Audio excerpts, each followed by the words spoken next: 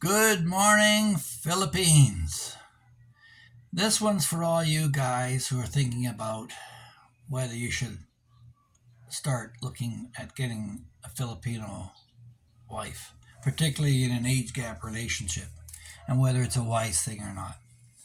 The first thing I want to caution you is when you read all those 1950s stories about women taking care of the home and having it prepared for when he gets home, a nice dinner, and getting themselves dressed up nicely for when he gets there. You could toss all that stuff out the window. They'll show you that they love you in different ways. But you also have to realize in an age gap relationship in the Philippines, typically, you're going to be hanging around the house the whole time or out with your buddies, but you're not going to be going to work. You're retired. So this could be wearing on your poor Filipino. You got to take that into account when you come here. And then we can go over the issue of women versus men and the grounds for divorce and that. But typically, the statistics show that 20% of men cheat and 13% of women cheat. But what's your definition of cheating? To a woman, when she labels a man a cheater, he could be just flirting with another woman. And meanwhile, the woman, by her definition, is looking to go shopping and spending your hard earned money and not consider that cheating at all, or taking time with her family and not paying enough attention to you, leaving you to your own devices and not considering that cheating at all. Because typically, once the kids come into the picture, you know as a guy you're shuffled to the back and you're fine with that, providing there's some consideration. So the key element and the element that you'll find here in the Philippines that is lost in the West is that they cherish you. They cherish you means that they value you specifically and will spend the time necessary to make it happen. Um, so, where if a man falls short of expectations in the West and maybe he doesn't bring home the bacon as much as he should have, like every female of any species, a female lioness will drive the male, much bigger male lion away from the pride if he's not pulling up his end of the bargain and will go hunting herself. And so it is with women. If they find that you're not being a provider, uh, it doesn't matter what species of mammal you are, you're going to be pushed aside. Our function as men is to provide. And I see a lot of guys crying and complaining about how they got taken advantage of. They're an ATM and all the rest of it. That's what we are, guys. We're ATMs. But the question is, are you in control of that ATM or not? Or is she? Yes, it's great to have a joint bank account because you can channel her budget monies into that every month if you find that she's spending beyond the range that you're comfortable with. But if you can't say no to her family and friends, if you're not in control of the situation, that's a reflection of you as a man, not on her as a woman.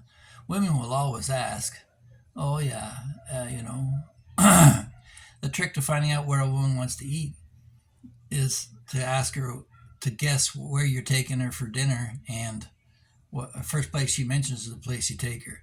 Like, you can play the game and find out what a woman really wants eventually if you work with it, but a lot of guys don't bother. And in the West, that won't be tolerated, and she'll go shopping on her own. Whereas here, they're still going to try and work it through you. So, yeah. They're on a very on the basis they're a miserable sex. Women, I think what is it now? 48 is the magic age where men can claim to be genuinely happy because she settled down. But the average marriage for first time divorce is only 8 years. So if you knocked her up, you got married, and kid's 7 years old, that's typical expression of the 7 year itch, where she's going to go look for another partner and someone who can um, cuckold her situation. So the average marriage overall only lasts about 15.3 years now, down from 15.6 just a few years ago. And so, if your lifespan is 80 years old in the West, and it's maybe 70 here in one of the Asian countries, there's a 10-year spread there. And on the backside, say you got married at 20, 25. The average Filipino marriage is between 25 and 29, by the way. Not these low numbers that you see with the marrying expats. But yeah, on average, they marry a little older than what you typically see in the age gap relationship. So the idea of family and filial responsibility is ingrained here, and so yes, you may get shuffled to the back in terms of priorities. That kids may come first and all that, but don't forget, you're like the extra kid because you're home all day long. You don't go out to work. You don't bring home a paycheck. The paycheck comes to you through social services. So you're sitting around doing nothing, maybe doing what I'm doing, video blogging because you're bored or something to do, and chatting with other expats. And after a while, you get tired of playing with the kids. And even your dream of going to the beach, that gets a little bit tiring after a while. And I find if I spend too much time on the beach, I start taking it for granted. And it's similarly with mountain views or any great setting is after a while, it just becomes old hat. Because as they say, when a guy turns 50, he finds out what every woman really wants. And what is that? It's something else. I mean, in a past relationship, my wife wanted her dream home. I gave it to her, and right after that, she's couch surfing and looking for some dive to stay in. So I gave her everything she wanted. That's not a complaint. It's just who she is and who women are generally. They're never, ever going to be happy. So, guys, you just have to find happiness within yourself. Some sort of fulfillment, whether it's helping in the community or children in general or something in your trade. Your writings, whatever.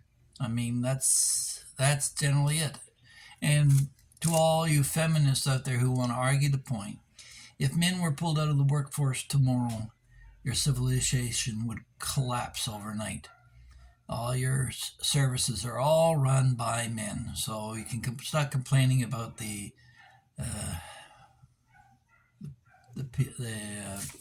patriarchy, when really all we're doing is trying to impress a woman and make ourselves appear worthy of her. So the key point in all this, guys, is if you come to the Philippines, you're considered to be, while you're looking at your wife as your child bride, she's looking you at her as your child husband. Because I mean, I get up in the morning, I want my cup of coffee. She has it made for me. She knows I like banana bread. If we ran out of banana bread, she'd run off to the store and grab a couple of loaves, make sure I don't run out.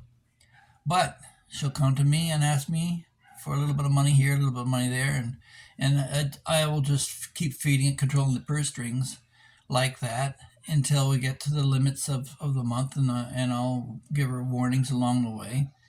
But eventually, she catches up and we're done. Now, just because it works for me doesn't mean it works for you. I'm appreciative of the fact that I had other children and other wives, and the experiences that I learned there helped me in my relationship here. I realize now that when a woman says that they love him as a friend or whatever, that's not it at all. It's not love you want, guys, because that's transient. You want to be cherished. You want to be valued, and you'll get that with Filipino. Not every Filipino. You have to find the right one. Now, the other point, too, is relative to getting a high value female is you have to be a high value male. When I came here, I drank to Asia. When I came to Asia, I drank, I smoked, I chased women, I did all that stuff that guys do. And yeah, I was still technically married, so you could say I cheated as well. And all that was a transitional thing to become an expat here. I gave it up. Actually, it wasn't so much as a surrender as a relief to stop drinking and smoking and to realize that one high value woman is worth 1,000 of the crap that you get that isn't. Um, they I'm talking about high value women now. There are some low value ones here as well, but a high value woman will treat her body as her temple. You won't see a whole lot of graffiti all over it. You won't see a lot of head counts in terms of scores or notches on her belt. Having lived with a woman who had a bad past and said she wanted to change and didn't, and realized she changed me, that was kind of shocking when I woke up to the fact. And to get back to myself, I had to find somebody who had the same core beliefs that I did that were undermined. And yeah, I'm a bit of a hypocrite now. I understand that, but my wife here is pure, and I am so thankful for that. Because I don't have to change a thing. That's just the way she is, and she realizes that I'm going to be me, and she's going to be her. But seeing her a spiritual and moral example, that's what guys want. They want a woman that they can look up to and respect. But first of all, they have to be able to respect themselves.